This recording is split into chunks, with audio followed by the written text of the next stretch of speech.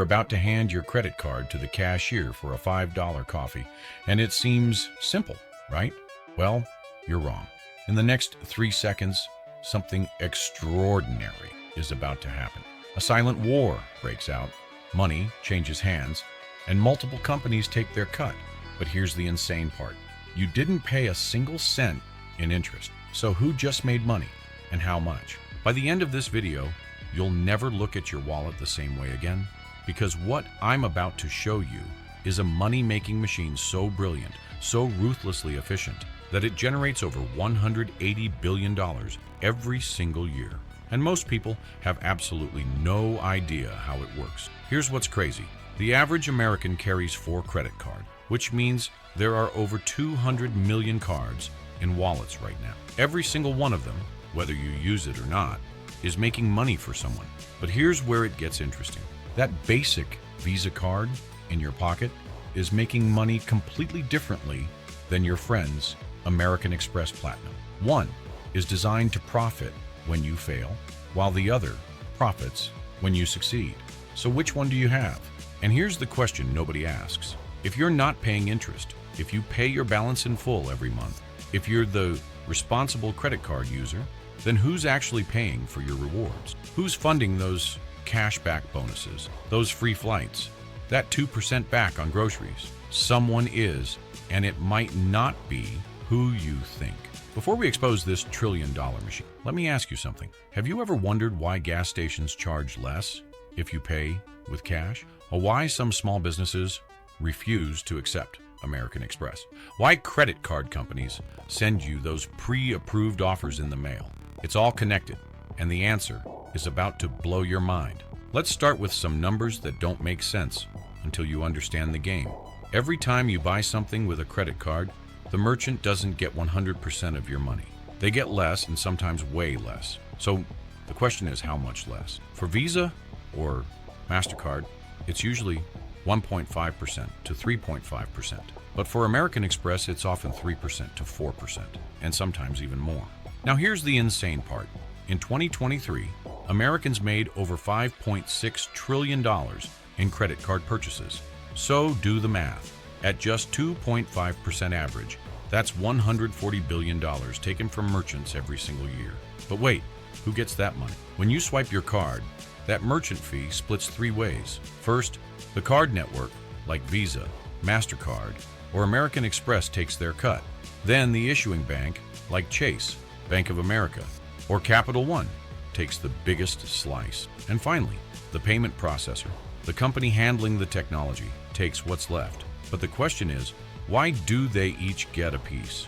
Because they each do something different. And this is where it gets fascinating. Here's something that'll mess with your head. Visa doesn't actually issue cards, and neither does Mastercard. Wait, what? They're just networks. They're like the highway system, while banks are the ones giving you the actual car, which is the credit card. Visa and Mastercard just provide the road and charge a toll.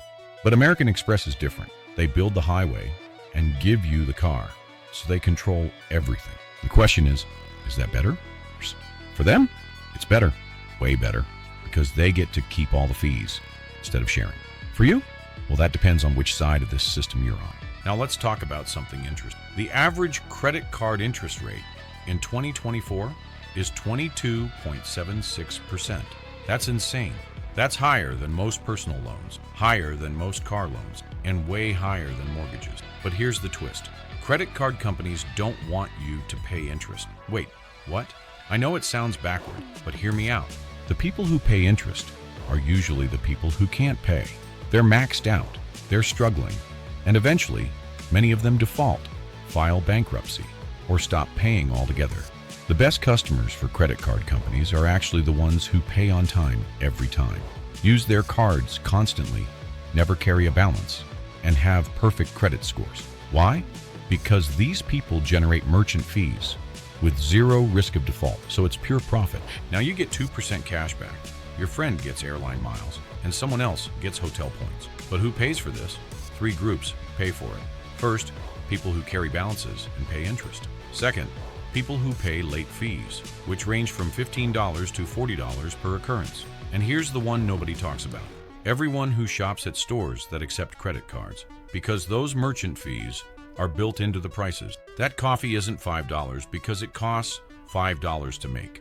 It's $5 because the coffee shop has to cover the 3% they lose to Visa, which means you're paying for credit card rewards even when you use cash. Mind blown. Remember how I said there are 3.3 billion Visa cards, but only 114 million American Express cards? That's 29 Visa cards for every one American Express. Yet American Express makes more money than Visa, more than Mastercard, and more than both of them combined. So how is that possible? The answer is in their strategy, and that's where our story begins. Let me take you back to 1850 in Buffalo, New York. Three guys are running competing express delivery companies, literally delivering packages by horse and wagon. They're competing against each other and cutting into each other's profits. Then, one of them has an idea. What if we stopped fighting and joined forces? So the three companies merge, and they call it American Express. Among the founders were two names you might recognize: Henry Wells and William Fargo. Yeah, those guys. Fast forward a few years to 1849, and the California gold rush is happening. San Francisco is about to explode, and Wells and Fargo see opportunity. They want to expand American Express to California, but the board says no. Too risky. Stay in New York. So what do Wells and Fargo do? They say, fine, we'll start our own company out there. And that's how Wells Fargo Bank was born, while they still ran American Express.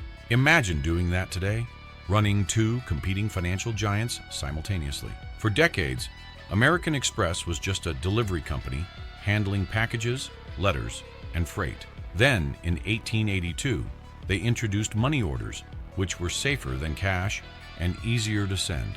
In 1891, they launched traveler's checks. So now you could travel with a paper equivalent to money that couldn't be stolen. People loved it, and American Express became synonymous with trust and prestige. But then World War I happened. In 1918, the U.S. government nationalized all express delivery services, and American Express just lost their core business. They could have died right there, but they didn't, because they had those financial services, the money orders, the traveler's checks, and the banking relationships. So they pivoted hard. Now jump to 1950. A guy named Frank McNamara is at a restaurant, and he reaches for his wallet to pay, but he realizes he forgot it. Embarrassing. This gives him an idea. What if there was a card you could use instead of cash and pay the bill later? So he creates the Diners Club card, the first real credit card accepted at restaurants and entertainment venues, and it explodes. American Express is watching, and in 1958, they launched their own card, the Purple Card for travel and entertainment. 500,000 people get one in the first 3 months. Why? Because American Express already had prestige. They already had trust, and they'd been around for over 100 years. But here's where the story gets brilliant. While Visa and Mastercard chase volume, more cards, more people, more everywhere, American Express does something different. They go premium. In 1966, they launched the Green Card with an annual fee, which was unheard of at the time. In 1984, they introduced the Gold Card with a higher fee and better benefits.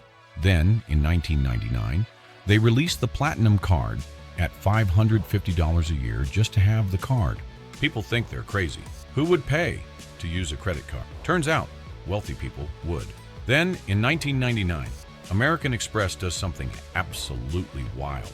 They create a card you can't apply for because they have to invite you. The Centurion Card, the Black Card. The requirements? Nobody knows exactly, but rumor says you need to spend $250,000 or more per year on your other American Express cards. The initiation fee is $5,000, and the annual fee is $2,500. And people are desperate to get one. Why? Because American Express figured out something brilliant. Rich people don't want what everyone else has. They want exclusivity. They want to pull out a card that says, I'm in the club, you're not. While other cards make money from interest and late fees, profiting from failure, American Express makes money from success. They charge higher merchant fees, 3 to 4% instead of 2. But why do merchants accept it? Because American Express customers spend more. They have higher incomes, better credit, and they're less price sensitive. A merchant might hate paying that extra 1% to American Express, but they'll do it to attract those high spending customers. It's genius. American Express found a way to make money without needing you to fail. They don't need you to carry a balance, and they don't need you to pay late fees. They just need you to spend, and wealthy people spend a lot. Today, American Express has fewer cards than Visa or Mastercard, but they make more money. From a delivery company in 1850 to a financial services company in 1918 to a credit card empire in 1958 to a luxury lifestyle brand today, they've evolved, pivoted, and reinvented themselves. And they've mastered the art of making money, not from people's failures, but from their success. So here's what you need to understand. Credit cards make money 3 ways.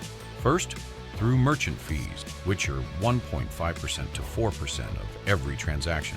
This is where the real money is, and it's generated even if you never pay interest, because it's built into the price of everything you buy.